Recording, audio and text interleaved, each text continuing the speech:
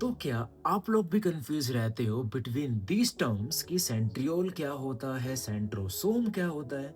तो आज फिर इन 1 मिनट मैं आपके इस कंफ्यूजन को दूर करने वाला हूँ। तो वीडियो को एंड तक देखना एंड मुझे फॉलो कर लेना एंड इस वीडियो को अपने सभी दोस्तों के बीच में शेयर कर देना जो इन टर्म्स में कंफ्यूज रहते हैं, क्योंकि नीट के पॉइंट ऑफ व्यू से एंड बेसिक्स के पॉइंट ऑफ व्यू से ये टॉपिक बहुत इंपॉर्टेंट है। इसको समझना बहुत जरूरी है। तो चलिए अब बिना किसी देरी के इसको समझना शुरू करते हैं।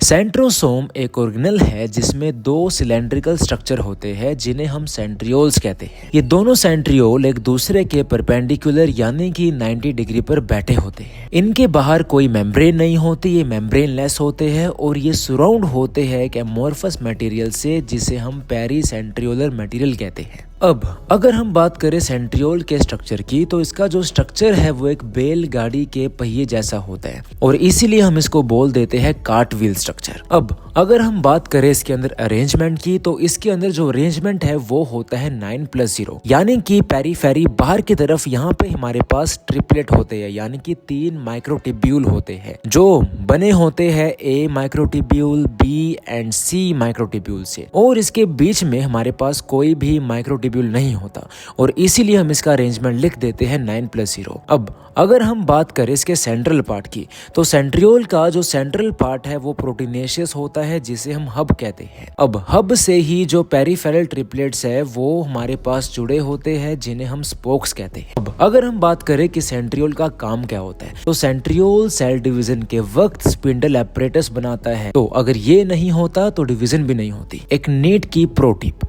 कि सेंट्रियोल की जो डुप्लीकेशन है वो कब होती है। सेंट्रियोल की जो डुप्लीकेशन है वो होती है एस फेस में, यानी कि जो इंटरफेस का सेकंड फेस आता है एस फेस आफ्टर G1, वहीं पे डीएनए के साथ साथ जो सेंट्रियोल है वो भी डुप्लीकेट होते हैं। तो डीएनए न्यूक्लियस में कॉपी हो रहा होता है, तब सेंट्रियोल साइटोप्लाज्म में अपनी खेती बढ़ा रहा होता है। अब आप लोग फटाफट कमेंट करके बताओ कि सीलिया और फ्लैजेला में 9+0 अरेंजमेंट होगा या 9+2 अरेंजमेंट होगा, तो फटाफट कमेंट करके बताना।